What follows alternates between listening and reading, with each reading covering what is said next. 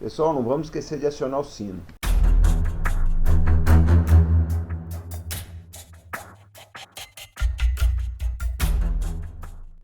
Olá, combatentes do Norte da Guerra.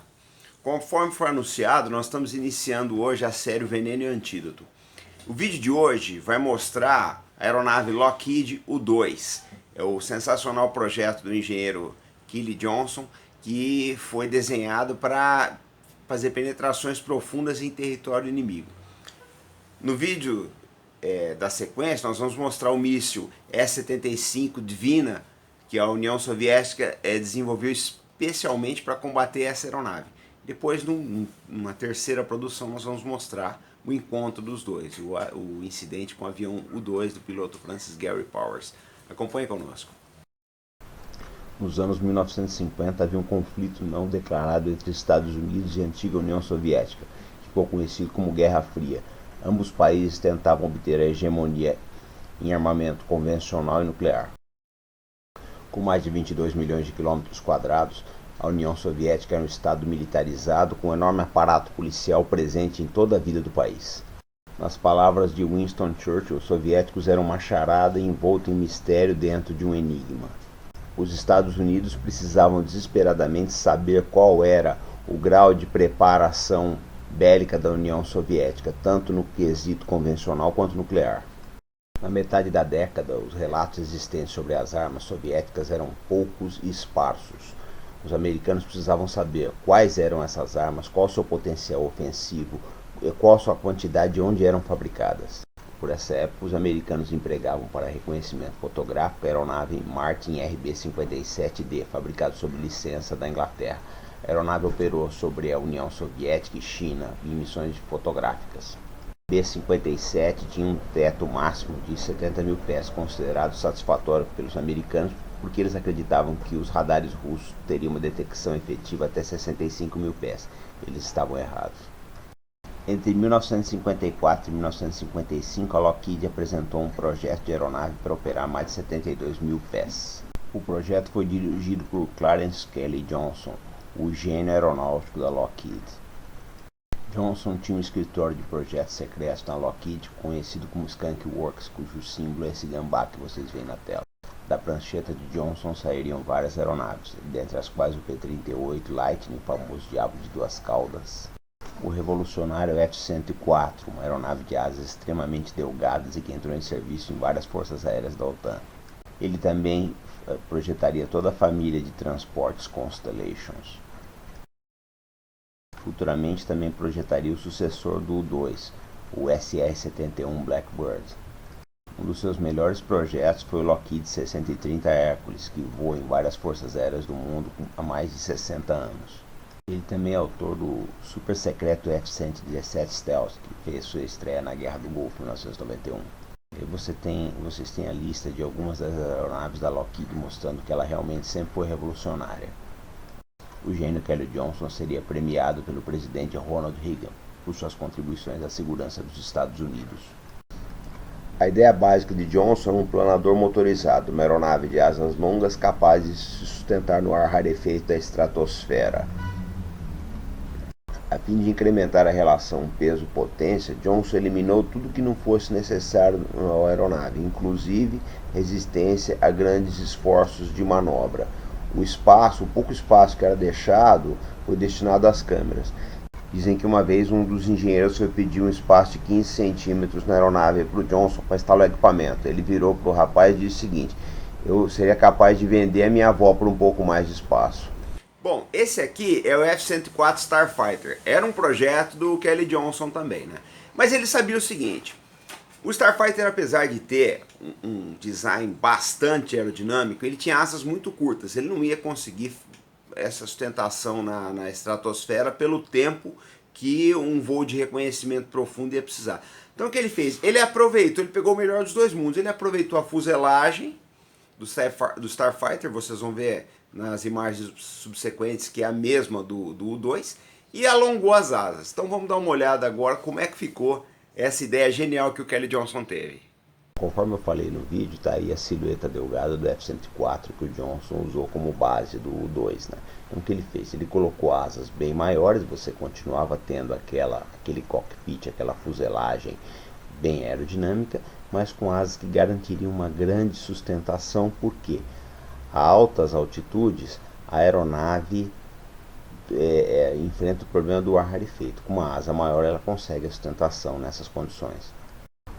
Nesse gráfico vocês veem a estratosfera, é a camada logo acima da troposfera, que é onde nós vivemos, né? O ar é bastante rarefeito, quase não tem fenômenos meteorológicos lá, então é um céu bastante limpo, mas a temperatura é extremamente baixa e se você perder a pressão do traje ou da cabine, o sangue vai ferver imediatamente. Uma outra característica dos voos do 2 é como ele voava na camada da estratosfera próxima ao espaço, era bastante escuro lá em cima. Bom, eu não tenho uma maquete do 2 para mostrar para vocês, mas essa aqui do B-24 serve, porque eles tinham mais ou menos a mesma envergadura. O que acontece? Aeronaves com esse tamanho de envergadura são ideais para voo nessas grandes altitudes, porque o ar é rarefeito, você precisa ter uma superfície de asa maior para compensar essa sustentação. Só que existia um problema, eu vou mostrar nos gráficos para vocês, depois vou voltar falando da manobrabilidade dessa asa. Acompanhe conosco. Esse gráfico que o piloto está mostrando para vocês chama-se Coffin Corner, ou canto do caixão. É o ponto onde a velocidade de stall se encontra com o Mach crítico.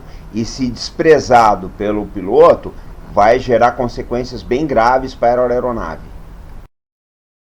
Aí vocês veem um velocímetro da época, não é o do 2, mas dá para ilustrar, tá? Então o que acontece? O piloto tinha que ficar monitorando. Se a velocidade subisse muito, entrava no MMO. Se ela descesse um pouquinho, caía na velocidade de stall. Mas o limite, como era 6 nós, a pilotagem era muito complexa. Sem o piloto automático, era quase impossível manter o voo nivelado e não cair numa dessas armadilhas aí. Para quem nunca viu, esse é um gráfico Coffin Corner que é usado aí nos manuais de aeronave, principalmente jato. Bom, vamos explicar como é que o Coffin Corner trabalha na prática? Tá aqui a aeronave, voo reto nivelado. O que acontece? Se ele cair pela velocidade de stall, a aeronave perde sustentação e mergulha. Pode acontecer uma coisa mais grave ainda, ela perder sustentação apenas numa ponta de asa e entrar num voo de dorso. Bom, se exceder a velocidade, né? Caiu para stall, acontece isso. Se a velocidade for muito alta, atinge o Mach crítico, o que acontece? Você começa a ter problemas de descolamento da camada limite, né? Então a aeronave, a tendência é mergulhar o nariz, ou ter vibração, ou ela ficar incontrolável, tá? Então a margem de trabalho era muito estreita, vocês vão ver viram no velocímetro, que realmente o piloto tinha pouca margem de manobra, são 6 nós, dá mais ou menos uns 18, uns 10 km por hora isso daí. E também tinha um outro problema, o 2 era muito difícil fazer curva, por quê?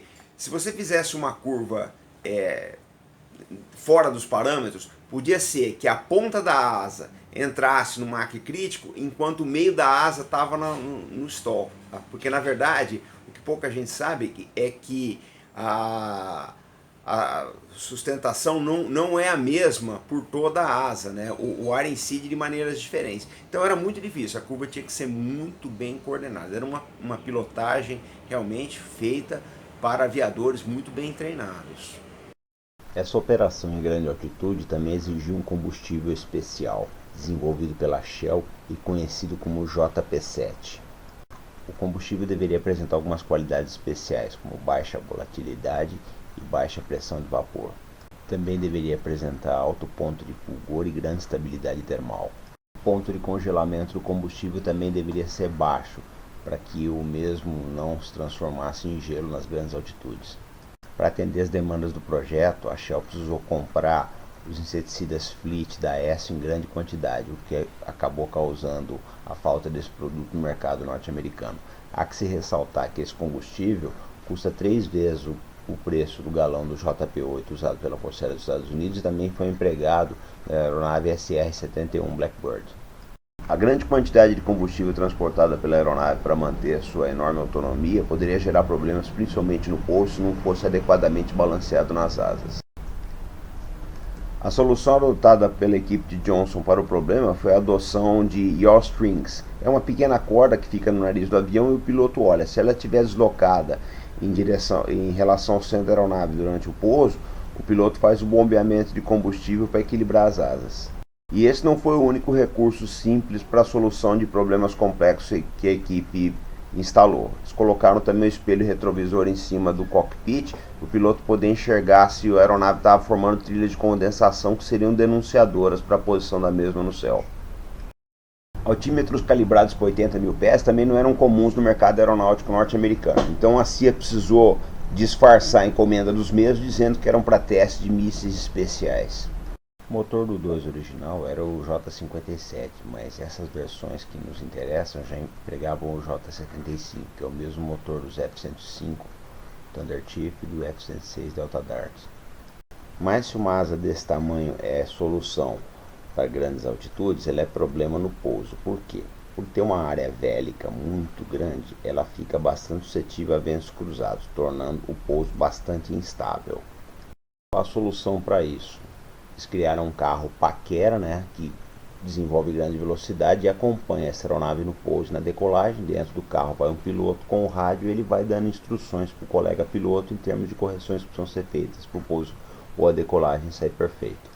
Paralelo a isso, precisou se desenvolver o trem de pouso especial também, com rodas descartáveis no meio das duas asas, que assim que a aeronave decola, essas rodas caem.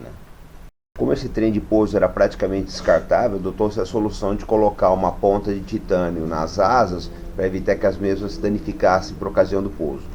Apesar do Johnson ter sacrificado todo o peso que era possível na aeronave, ele deixou espaço para as câmeras. Ele usava basicamente uma câmera padrão Trimetrogon, capaz de detectar um rifle a 18 mil metros e podendo tirar 4.000 fotografias por cada voo. Essas câmeras eram reveladas em laboratórios especiais, existiam poucos nos Estados Unidos e muito menos ainda fora do país.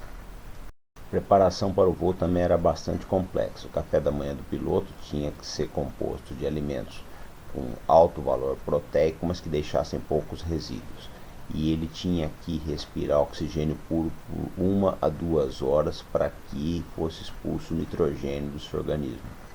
Também precisava usar um complexo traje pressurizado, que se fosse exposto às baixas pressões da estratosfera, o seu sangue ferveria.